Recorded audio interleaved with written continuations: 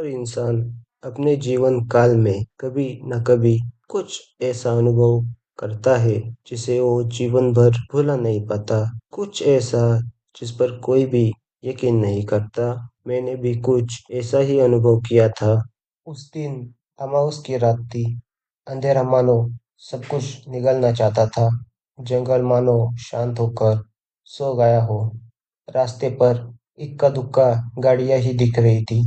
मैं अपने बाइक से अपने गांव मैहूर की ओर जा रहा था। वैसे मैंने सुनसान रात में कई बार सफर किया है, तो यह मेरे लिए कोई नया अनुभव नहीं था। सुनसान खामोश जंगल के बीच में से मैं अपनी बाइक को तेज रफ्तार से दौड़ा रहा था। सड़क पर से बहती ठंडी हवा मेरे रूह को सुकून दे जा रही थी। अमावस के कारण आसमान में चांद भी छुप गया था। रोड पर कोई भी बिजली का खंभा नहीं था और न ही कोई आसपास घर दिखाई दे रहा था। उस अंधेरे जंगल में से बस मेरी बाइक के हेडलाइट के सहारे ही मैं आगे बढ़ रहा था। इसी तरह कुछ देर चलने के बाद सड़क किनारे मुझे एक छोटा सा टी स्टॉल दिखाई दिया। तो मैंने सोचा यहीं पर थोड़ी चाय पीकर आगे बढ़ता हूँ। पता नहीं आगे कुछ मिलेगा भी या नहीं। तो मैंने उस स्टॉल के पास अपनी गाड़ी रोक दी और एक चाय ऑर्डर की। बिल देते वक्त मैंने काउंटर पर खड़े आदमी से पूछा, भैया जी, मेहुर शहर यहाँ से कितनी दूर होगा? वह आदमी चौंक गया और मुझसे बोला, आप मैहूर जा रहे हैं? वो भी जंगल में से, इतने रात के? तो मैंने पूछा, क्यों भाई, क्या हुआ? तो इस पर वो आदमी बोला, वो जंगल में से इतनी रात के कोई नहीं जाता। सब डरते हैं उस जंगल में से जाने को। बड़ा ही मनहूस जंगल है ये। इंसान तो छोड़ो, यहाँ जंगली जानवर भी नहीं रहते। उस आदमी की वो बातें सुनकर मेरे चेहरे का रंग ही उड़ गया। पैसे देकर मैं जाने लगा, तो उस आदमी ने पीछे से आवाज दी और कहा, संभल के जाना साहब। मैंने उसकी इस बात पर कोई प्रतिक्रिया नहीं दी। मैं सड़क किनारे अपनी बाइक के पास जाकर खड़ा हो गया। अभी मेरे पास एक ट्रक आकर रुकी। ड्राइवर ट्रक में से नीचे उतरा और मुझे देखते हुए स्टॉल पर चला गया। मुझे ये अजीब लगा। मैंने अपनी बाइक स्टार्ट की और मैं अपने आगे के सफर के लिए निकल पड़ा उसी जंगल में से। और अब जंगल को देखने का मेरा नजरिया बदल चुका था। अब जंगल की ठंडी हवा मेरे शरीर में डर घोल रही थी। अब वो जंगल की खामोशी मुझे धीरे धीरे पागल करने लगी थी। तभी आगे सड़क पर कोई तो लड़की हाथ हिलाकर गाड़ी रोकने की कोशिश कर रही थी। मैंने उसे देखकर तुरंत ब्रेक लगा दी। बाइक ठीक उसके पास जाकर रुकी। वो कोई 20-25 साल की लड़की होगी। वो लड़की बहुत ही डरी हुई थी और वो डर इस जंगल की वजह से था, जो कि मैं समझ गया था। लड़की बोली, जी क्या आप मुझे मैहूर शहर तक छोड़ देंगे? वो पीछे मेरी गाड़ी बंद पड़ गई है और मैं इस जंगल में रास्ता भी भटक गई हूँ। मैहूर में मेरे कुछ रिश्तेदार हैं। मुझे वहाँ से मदद मिल जाएगी। इस जंगल में दूर दूर तक कोई नहीं है। प्लीज मेरी मदद कर दीजिए। इस पर मैंने लड़की से कहा, जी मैं भी मैहूर ही जा रहा हूँ। मैं आपको मैहूर छोड़ दूंगा। वो लड़की मेरे बाइक पर बैठ गई और हम दोनों मैहूर की ओर चल पड़े। रोड पर दूर दूर तक कुछ नहीं था। सिर्फ बाइक के हेडलाइट के सहारे ही मैं आगे बढ़ रहा था। रोड पर सिर्फ बाइक की आवाज ही गूंज रही थी। पूरा जंगल मानो खामोश होकर सो गया हो। तुम्हारा नाम क्या है? बात को छेड़ते हुए मैंने पूछा। तो उस पर लड़की ने अपना हाथ मेरे कंधे पर रखा और बोली, चुप रहो और शांति से गाड़ी चलाओ। यह सुनकर मेरा शरीर सुन पड़ गया। मैं उससे बात करना चाहता था, मगर मेरे मुंह से आवाज ही नहीं निकल रही थी।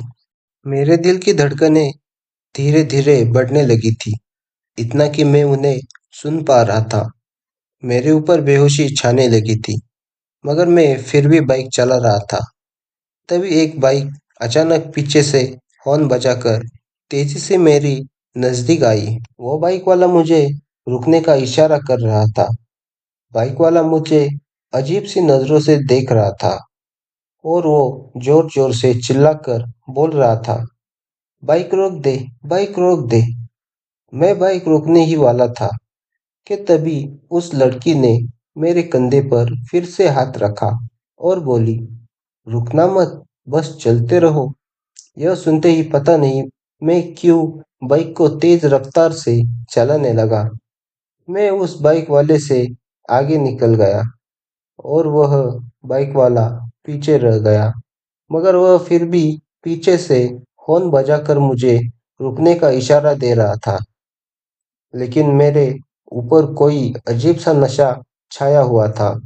मैं बस बाइक को तेज रफ्तार में चलाए जा रहा था। तभी एक ट्रक जोर से हॉर्न बजाकर मेरे पीछे आ रहा था। वो मुझे बाइक रोकने का इशारा कर रहा था। मुझे एहसास हो गया कि कुछ तो गलत हो रहा है, मगर मैं चाहकर भी बाइक रोक नहीं पा रहा था। तभी वो ट्रक पूरी रफ्तार से मेरी बाइक को ओवरटेक करते हुए आगे निकल गया और आगे जाकर ट्रक सड़क के बीचों बीच रुक गई। और ट्रक ड्राइवर ट्रक से नीचे उतरकर हाथ में एक लोहे की रॉड पकड़े हुए मेरी तरफ दौड़ पड़ा। यह देखकर एक पल के लिए मैंने अपने होश संवारे और मैंने अपनी बाइक रोक दी। ट्रक ड्राइवर ने मेरे पास आते ही रॉड से मेरे पीछे बैठी लड़की के सिर पर जोरदार वार किया, जिसके कारण वह लड़की बाइक पे से नीचे गिर गई। जब मैंने उस लड़की की तरफ देखा तो वह लड़की नहीं थी जिसे मैंने लिफ्ट दी थी। वह कोई और ही लड़की थी जिसका चेहरा जानवरों जैसा था और उसके कपड़े पूरी तरह खून से रंगे हुए थे। उसके मुंह पर खून लगा हुआ था और उसके हाथों में कोई मांस का टुकड़ा था। यह नजारा देखकर मेरी रूह ही कांप गई। वो लड़की तो नहीं थी, वो जो भी थी बहुत ही गुस्से में मुझे ही देख रही थी।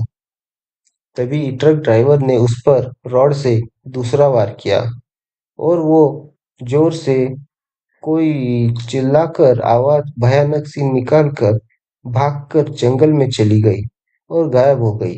तभी ट्रक ड्राइवर बोला, जल्दी चलो, नहीं तो वो बहुत सारी आ जाएंगी, फिर हमें उन्हें रोक नहीं पा सकेंगे। चलो यहाँ से। और अब मुझे भी एहसास हो गया था कि मेरे साथ कुछ तो गलत हुआ है। थर थर कांपते हुए पैरों से मैं ट्रक ड्राइवर के साथ ट्रक की ओर दौड़ पड़ा। हम दोनों ट्रक में बैठकर वहां से निकलने लगे। तभी पीछे से अजीब सी आवाजें गूंजने लगी। मेरे जैसे ही ट्रक के शीशे में पीछे की ओर देखा, मेरी सांस ही थम गई। हमारे ट्रक के पीछे कई सारी अजीब सी चीजें दौड़ रही थी। ट्रक ड्राइवर ने ट्रक को बिजली की रफ्तार से दौड़ाया और हम जंगल में से बहुत आगे निकल आए। और वो जो अजीब सी चीजें थी हमारे पीछे आ रही थी, अब वो भी गायब हो चुकी थी। ट्रक ड्राइवर ने मुझे पानी पिलाया, फिर जाकर मेरी जान में जान आई। वो वही ट्रक ड्राइवर था जो कि मुझे टी स्टॉल पर मिला था। मैंने उससे घबराते हुए पूछा, भैया, वो जानवर जैसे दिखने वाली लड़की कौन थी और क्या था वो सब? इस पर ट्रक ड्राइवर ने मुझे बताया, वो थी नरपिशाचिनी जो इंसानों को जिंदा खा जाती है। नरपिशाचिनी जिसे भी खाती है उसे पता ही नहीं चलता कि कोई उसे खा रहा है। मैंने पूछा, क्या उस नरपिशाचिनी ने उस लड़की को खा लिया जो मेरे बाइक के पीछे बैठी थी? इस सवाल पर ट्रक ड्राइवर बोला, वो लड़की ही नरपिशाचिनी थी और वो किसी और को नहीं बल्कि तुम्हें ही खा रही थी। उसने तुम्हारे पीछे बैठकर तुम्हारी आधी पीठ खा ली है और तुम्हें अब तक उसका पता नहीं चला है। यह सुनकर जैसे ही मैंने मेरी पीठ को हाथ लगाया, मुझे मेरे शरीर में हड्डियों का एहसास हुआ। मेरे हाथ खून से रंग चुके थे और मैं उसी पल वहां बेहोश हो गया। जब आँख खुली तो मैं एक अस्पताल में था। करीबन 6 महीने के बाद मैं पूरी तरह से ठीक होकर घर लौटा। अब इस हादसे को लगभग 2 साल हो चुके हैं, लेकिन आज भी लगता है कि कोई मेरे पीछे बैठा हुआ है और मुझे खा रहा है।